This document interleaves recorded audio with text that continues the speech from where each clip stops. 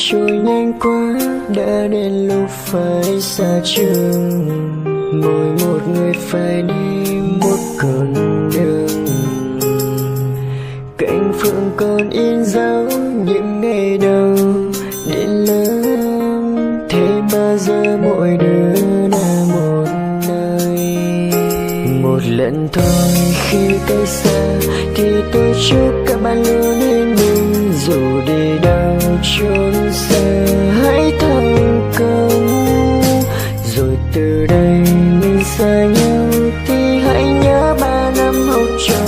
Dù mai sau có lớn khôn trưởng thành. Tạm biệt nhé cô ơi, em xa cô rồi. Từ giờ thì chẳng được nghe cô giảng bài. Đường đời có phong ba nhưng bọn em sẽ đi đến cùng. Để rồi những ước mơ sẽ thành công.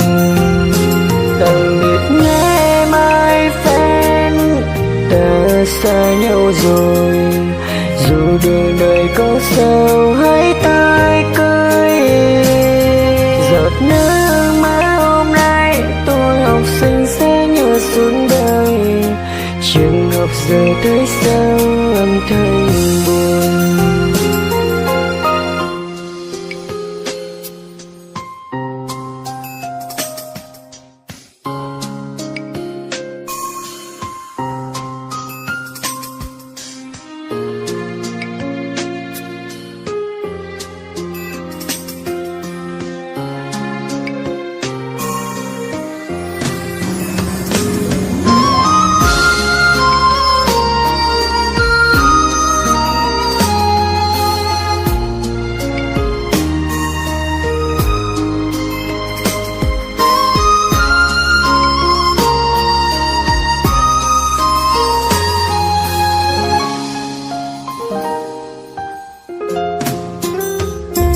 Một lần thôi khi cách xa thì tôi chúc các bạn luôn yên bình. Dù đi đâu chốn xa hãy thành công.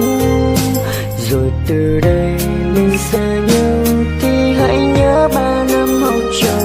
Dù mai sau có lớn khôn trưởng thành. Tạm biệt nhé cô ơi, em xa cô rồi. Từ giờ thì chẳng được nghe cô giảng bài. Đường đời có phong ba nhưng bọn em sẽ đi đến cùng. Để rồi những ước mơ sẽ thành công. Tạm biệt nhé my friend, ta xa nhau rồi.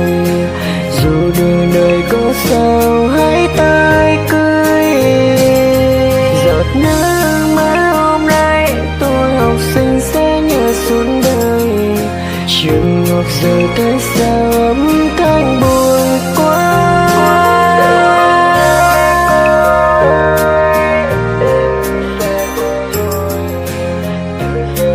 Chẳng được nghe cô giảng bài. Đường đời có phong ba nhưng bọn em sẽ đi đến cùng. Để rồi những ước mơ sẽ thành công. Tạm biệt nhé my friend, ta xa nhau rồi.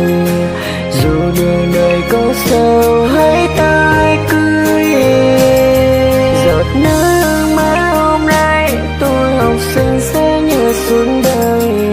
Trường học giờ thấy sao âm thanh buồn quá. Trường học giờ thấy sao âm thanh